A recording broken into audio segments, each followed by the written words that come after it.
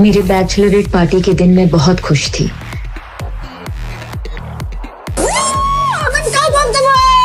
तो एक सेलिब्रेशन तो बनता है बेटा। पर शादी के एक दिन पहले मेरे साथ ऐसा घिनौना हादसा हुआ जिसे बताने में भी मुझे शर्म आती है।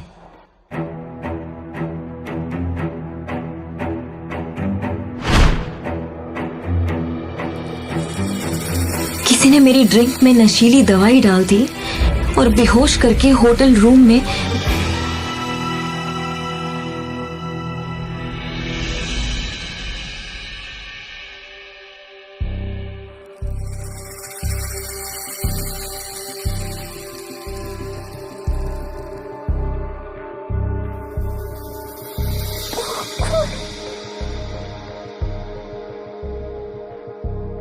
मैं ऋषि के साथ यहाँ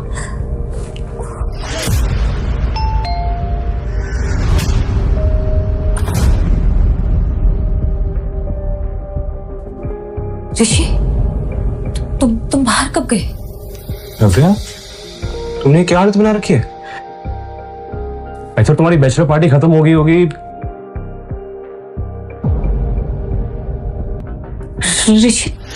ऋषि मेरी बात सुनो। Don't you dare! अपनी जुबान से मेरा नाम भी मत लेना। ये बिस्तर, ये कपड़े, ये टाई और दारू के नशे में तुम्हारी सारी असलियत सामने आ गई। 2 दिन में हमारी शादी है और तुम कल रात को किसी और के साथ। नहीं, अब तुम्हारे साथ शादी करने का कोई मतलब नहीं।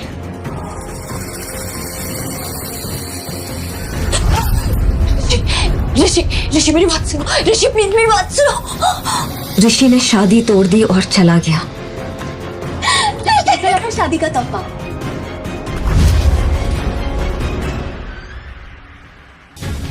पर दूल्हा बदल गया। जो ड्रिंक मैंने कल रात पी थी उसमें नशीली दवाई उसी ने मिलाई थी। इतना बड़ा धोखा किया मेरे साथ कनिका।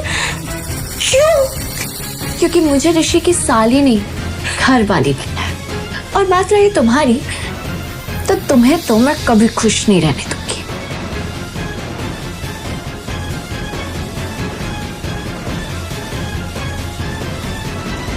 शर्म, मुझे शर्म आती है तुझे अपनी बेटी कहते हुए। पापा, ये सब कुछ कनिका ने किया है। कनिका ने मुझे फंसाया। मैंने कुछ अभी के अभी निकल जाओ इस घर से। सेना परिवार से तुम्हारा कोई रिश्ता नहीं। कनिका ने अपना काम कर दिया था और पापा ने मेरी एक नहीं सुनी। पर मेरी सौतेली माँ ने मार मार कर मुझे घर से निकाल दिया। इस शहर में मेरे लिए कुछ नहीं बचा था और मैं अपनी मौसी के घर बैंगलोर चली गई। 9 महीने बाद मैंने एक बेटे को जन्म दिया। पर मेरी मुश्किलें यहां खत्म नहीं होने वाली थी। मेरे बेटे के पैदा होते ही उस पे हमला हुआ।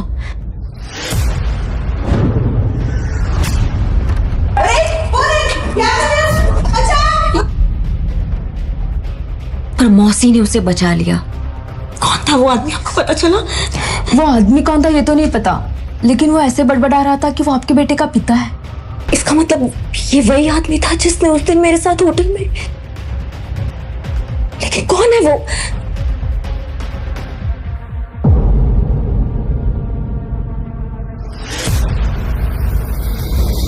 धीरे धीरे समय बीतता गया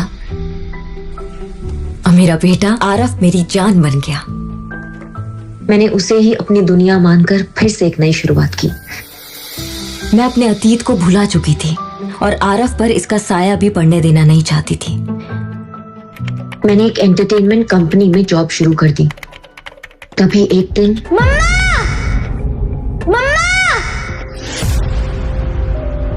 जल्दी आओ। आरफ पापा मिल गए। देखो हम दोनों के हाथों में सेम ही निशान है। आरफ, मैंने उस आदमी का चेहरा देखा और मैं जैसे खोई गई। उसकी आंखों को देखकर ऐसा लग रहा था कि जैसे उसका और मेरा कोई पुराना रिश्ता था। मम्मा यही मेरे पापा है ना? पापा को घर लेके जा रहे हैं। आरफ, ये क्या बोल रहे हो तुम? तुम्हारे पापा नहीं है क्या? हमारे मैनेजर वहां आए और डांटते हुए बोले, आरफ को बाहर लेके जाओ, हमारी कंपनी की सीईओ अविनाश आहूजा। आरफ, प्लीज, वो तुम्हारे पापा नहीं है। Hello Navya, come to my cabin right now. Yes sir, yes sir. God, Araf तुम मेरी केबिन में बैठो, मैं आती हूँ। वो तुम्हारा बेटा था? क्या तुमने बोला था उसको ये सब करने के लिए? नो सर, मुझे तो पता भी नहीं था कि आप आने में हैं। और सच बताऊं तो मैंने इससे पहले आपको कभी देखा भी नहीं है। देखो, मैं आरव को नाराज नहीं करना चाहता। क्या हम परसों डिनर पर चल सकते हैं?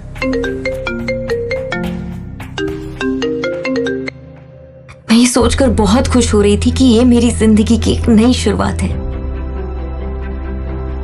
कि तभी मेरा फोन बजा और ऊपर पापा का नाम देखकर मेरे होश उड़ गए।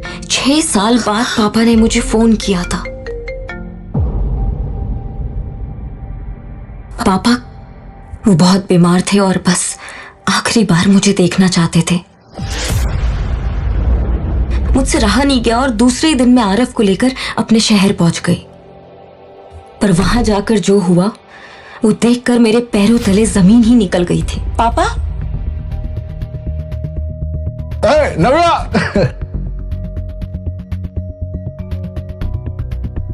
आपने तो कहा था आपकी तबीयत खराब। अरे मैंने मजाक किया था।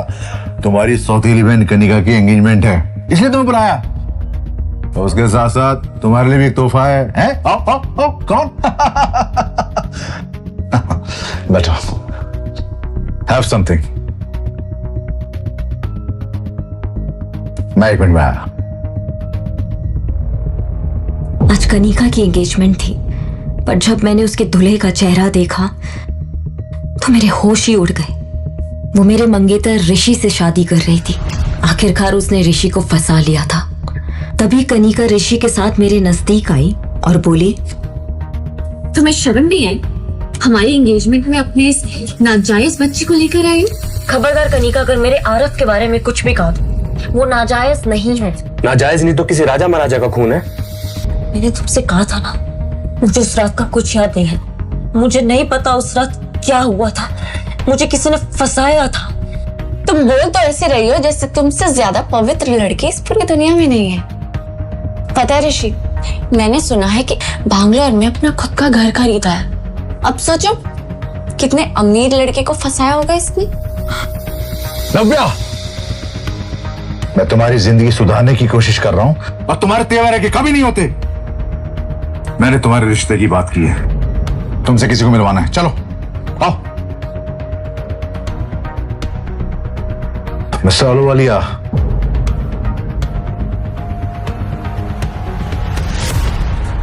मिस्टर अहलूवालिया, अगर आप हाँ गए तो अभी रिश्ता पक्का कर देते हैं।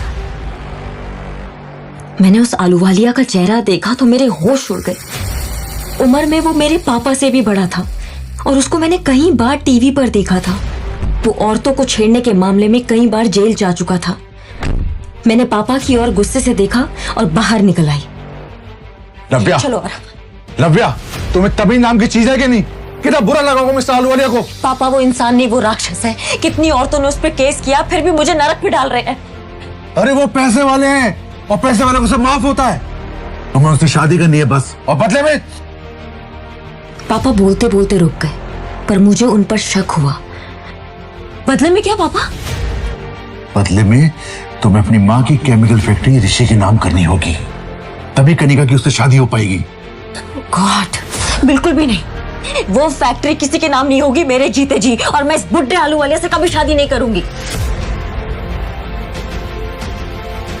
जो ड्रिंक पापा ने मुझे ऑफर की थी उसमें नशे की गोली थी, जिसकी वजह से मैं बेहोश हो गई।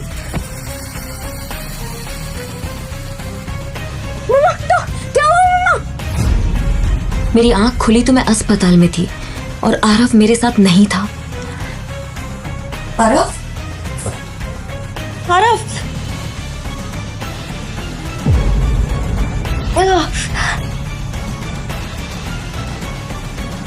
आरफ, आरफ,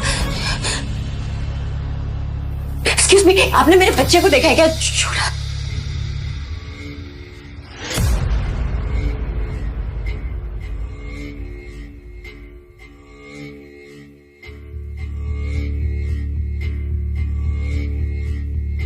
लेटर पढ़कर जैसे मेरी दुनिया ही खत्म हो गई। वो लेटर मेरे पापा ने छोड़ा था और उसमें लिखा था, तुम्हारा नाजायज बेटा हमारे कब्जे में है, अगर उसकी सलामती चाहती हो तो शादी के पेपर्स पर साइन करके हमारे घर आ जाओ।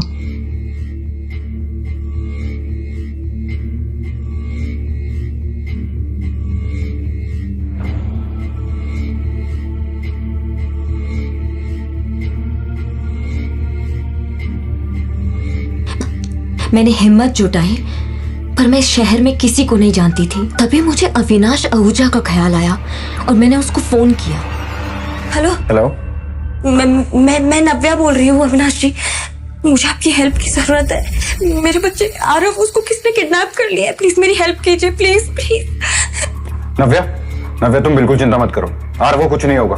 मैं अभी फ्लाइट लेकर रात तक वहां पहुंचता हूँ। हेलो, मेरी आखिरी उम्मीद अविनाश भी इस वक्त इस शहर में नहीं था, पर मुझे किसी भी हाल में मेरे बेटे आरव को बचाना था।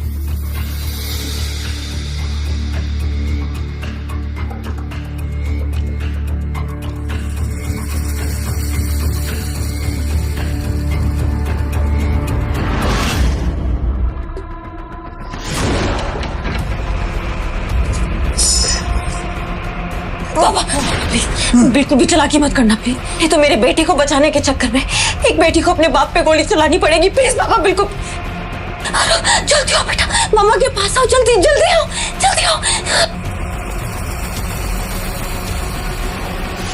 और कितना तड़पाओगी नव्या? मैं तो तुम्हें महारानी बना कर रखना चाहता हूं, अगर तुम कैदी बनकर रहना चाहती हो तो कैदी बनाकर रख लेगी। मेरी दोनों ओर खतरा मंडरा रहा था, पर आरव के लिए सब कुछ जायज था। इसलिए मुझे मजबूरन आलूवालिया से शादी करने के लिए मैरिज पेपर्स पर साइन करना पड़ा। अब आरव से मुलाकात होगी। वक्त भी कितना जल्दी बदलता है ना नव्या।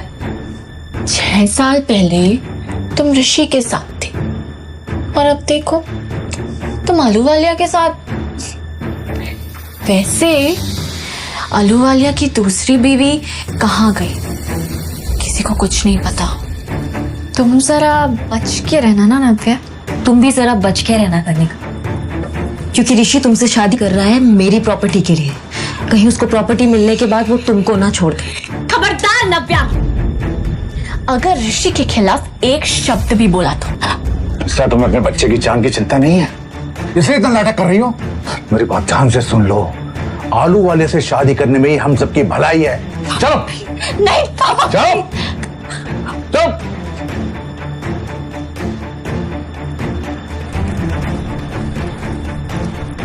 सब लोग मेरी बर्बादी का तमाशा देख रहे थे और कनिका ऋषि का हाथ पकड़े हंस रही थी। मेरे अंदर लड़ने की ताकत नहीं थी।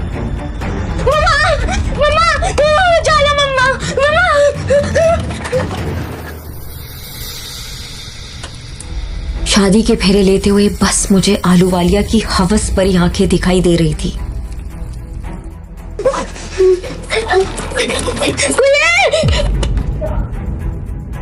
मैं रोते हुए शादी का आखिरी फेरा ले रही थी कि तभी मम्मा!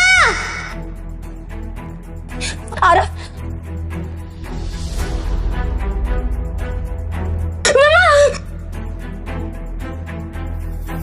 मम्मा!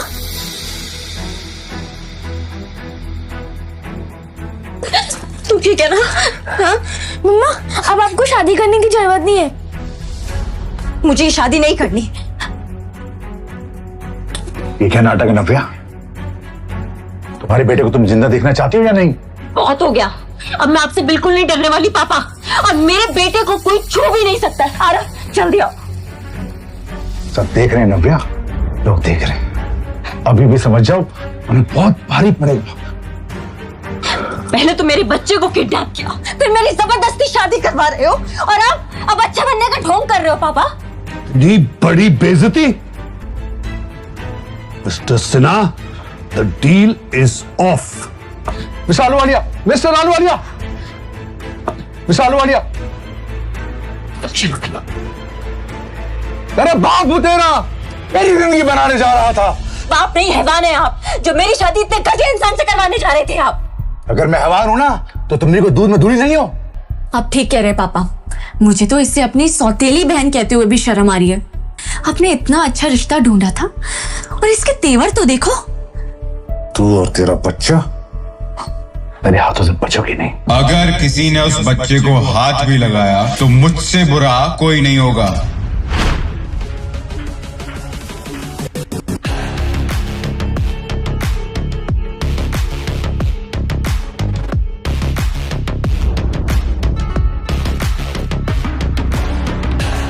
मुझे अविनाश में एक सहारा दिखता था और मैं उसके गले से लिपट गई, पर तभी मुझे एक जानी पहचानी सी खुशबू आई। ये उसका स्पेशल परफ्यूम है, और जैसे मुझे इस खुशबू के बारे में याद आया, मेरे पैरों तले से जमीन ही निकल गई। ये खुशबू बिल्कुल वैसी ही थी।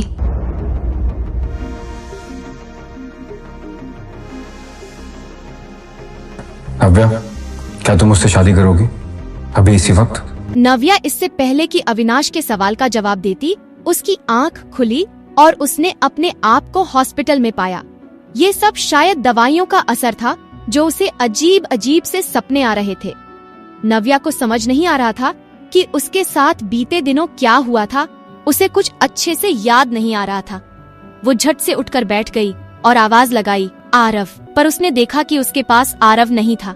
उसके सामने शेखर मौजूद था, जो उसके होश में आने का इंतजार कर रहा था। आरव कहाँ है? नव्या ने सबसे पहला सवाल किया।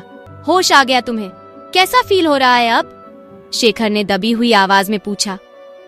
ये सुनकर नव्या को इरिटेशन हो रही थी।